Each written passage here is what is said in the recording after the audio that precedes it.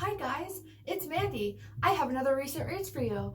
I just did a recent reads, but I have to do another one because I have read so many books in the last week and a half alone. So I thought let's do another one. So let's go.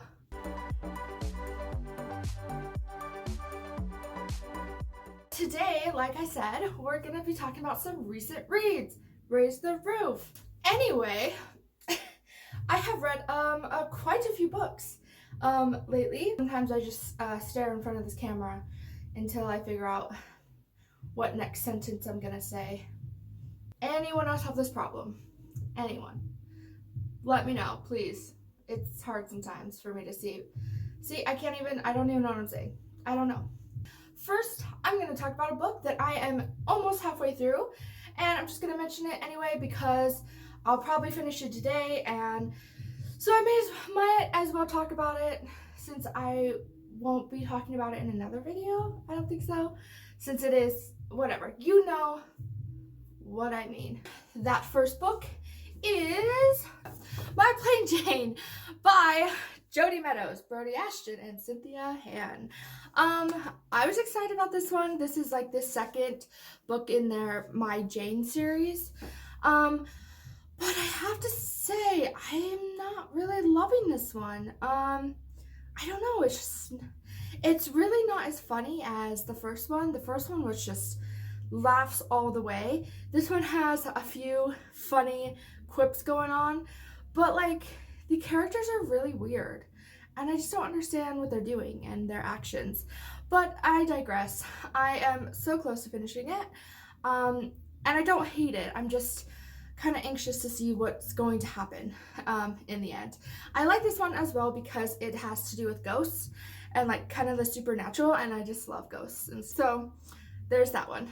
Next, I have two historical fictions that are way different, but equally devastating to my heart and my sanity. That first one is going to be Salt to the Sea by Ruta Septis. I liked this story, but I didn't feel a lot of emotion, like in comparison to Fountains of Silence. Let me grab it. So like Fountain of Silence, ignore that sticker. I couldn't get it off. This one wrecked me. It was so good. And I'm not saying this one isn't good. I just didn't have the same emotional reaction to it. It also felt like, now, this is only my second book of Ruta Septis that I've read, but it really felt like I was reading a story written by a completely different author. I felt like the two writing styles were so different. Did anyone else feel that way? What I did like was the chapters were really short, and I liked reading all like 4 different perspectives. Each chapter is different into different perspective to each character that's involved in the story.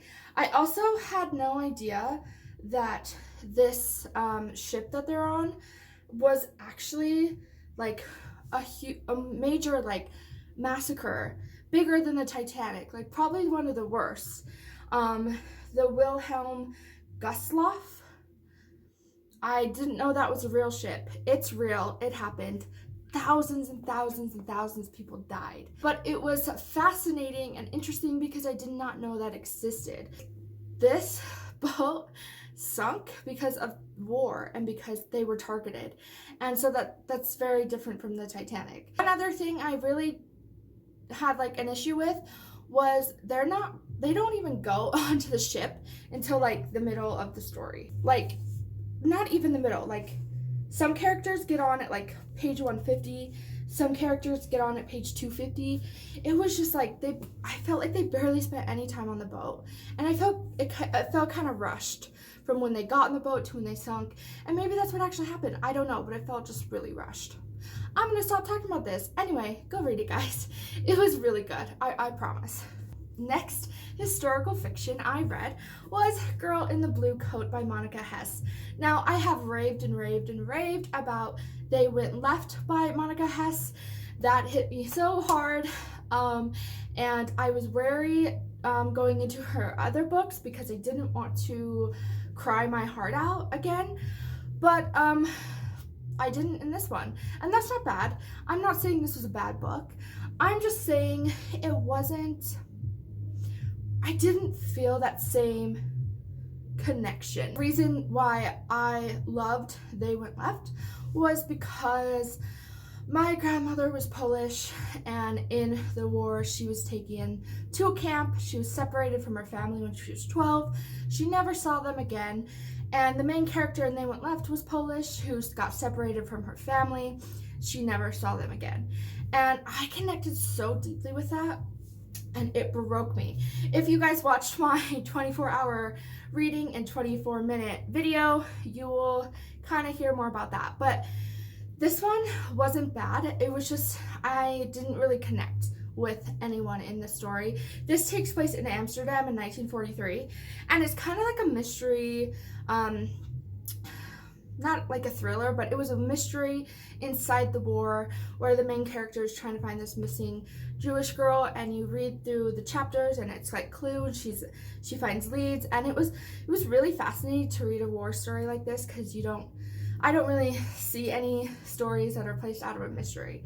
So I did like this one a lot. It was just, it didn't hit me as much as They Went Left. Next 2 books I finished about 2 weeks ago. There's a whole video about them, but I just want to give them a quick shout out, and that was Tower of Dawn and Kingdom of Ash. These are the mini versions. So cute. I love them so much. If you guys watch my video on the Throne of Glass series that I did, my kind of quick review, quick being 30-minute video. Anyway, if you watch that, you know all my thoughts about these ones, but I just wanted to give you guys another shout out because the end was pretty epic. This one, I hated this book, but again, you can watch that video. I'll leave it in the description below. But still, just these were some recent reads, so I just thought I'd show them. Next, I have the only adult contemporary story on here. Yeah, the only adult contemporary romance story I have on here, and that is The Kiss Quotient by Helen Hoang. This was so cute. This was perfect. This is exactly the story I wanted to read. And let me remind you, it is an adult romance. There is some sex in here. There is some lust. There is some pizzazz, kissing, and all that stuff. So if you do not like that, this is probably not the book for you. But if you read the synopsis, then you probably already know that the book wouldn't be for you, since it's about the main character, Stella, hiring an escort to teach her the ways of intimate relations with somebody. That is the best way I could put it. But it was awesome. I did have just a couple problems with this book. I felt like sometimes Michael, who was one of the main characters, was just kind of like way too bossy to Stella, which is the other main character. Michael is the escort, Stella's the woman who hired him. But overall, I really, really loved this book. It's definitely a good reread for later on. This was so good, and there is another book after this called The Bride's Test, but it takes 2 different characters from this book, not the same main characters, but 2 different characters in that book. I can't talk. Sentences are hard. Sentences are hard. That's a hard word for me to say too. You guys... Anyway, I'm done with talking about this book. It was great. Please read it if you love adult contemporary romance, because it was really great. Next book that I read that I have all bookmarked up. I'm trying not to show you. Oh, I showed you. You would know. This one was great. I really, really, really enjoyed this book, which is funny because it's a contemporary YA, and I always have trouble with those, and that is Eliza and Her Monsters by Francesca Zappia. Wow, I loved this book. I have marked it up, man. This was great. This, honestly, like, I got so much out of this book. I finally understood what web comics are. It's not like I didn't know that what comics like really are. I don't know what they are, but until I got into what is it? Until I read Wires and Nerves by Marissa Mayer, I had never read like a graphic novel. And then I read Heartstopper. I don't have the first one with me, but this is the third one. But I read Heartstopper, probably my favorite book right now ever. That started as a webcomic too. Had no idea until I actually like went to Alice Oseman's site and I realized, wow, it's a webcomic that she just turned into books. And in a way, that was so funny because in this book, our main character is a webcomic. She created her own webcomic, and it briefly explains how she has turned her webcomics into books that she can sell. And it just kind of like blew my mind that the book that I'm so obsessed with right now, Heartstopper, is actually a webcomic. Anyway, we're not talking about Heartstopper. That's a whole nother thing. Eliza and Her Monsters was fantastic. I mean, the illustrations alone were so cool. Let me just show you one. Like, it was great. And oh my god, this is the kind of contemporary that I love because it ties in like storytelling, some like social media aspects with like text and email, and it focused on panic disorders or anxiety, panic attacks, stuff like that I don't necessarily relate to, except for I do have some anxiety and I do suffer from depression, and so to read a main character who's suffering from panic disorders was a great representation. Like, she represented this character very well, and I related to Eliza very much because she's very much a homebody. She doesn't really have any friends. I only have one friend. She's my best friend. I love her to death, but that's basically my only friend I have, which is sad to say, but I'm just not good with people, and Eliza is not good with people, and I just related to her so much. I also loved her relationship with Wallace. He really understood her, and he was such a good character, such a good person, and I just really appreciated him in this story and everything he did for her. So you guys, if you haven't read this yet, which I would be surprised if you haven't, please pick it up. It's so worth it. It's so good, and I'm so happy I read it. Next book that I have on here, I have just two more. This one I adored so much. This is another YA contemporary.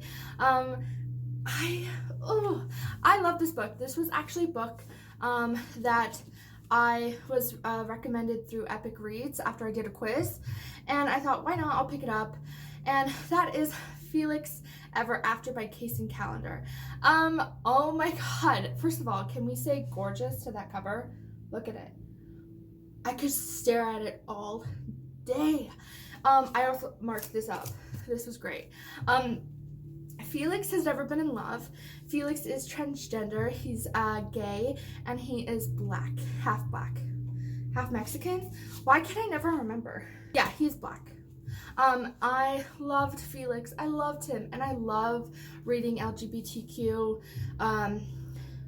What is the other abbreviation? TIA? LGBTQ TIA? I don't know, guys. I'm sorry if I don't know. It says it in the book. This was just so good. It gave me so much insight into someone who is transgender. I don't know anyone in my personal life.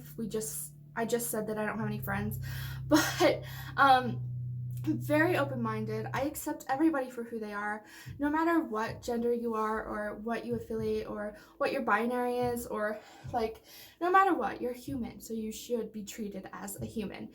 And that's just my take on it. So I just love this book. I loved watching Felix fall in love. I loved the kind of love triangle in this book.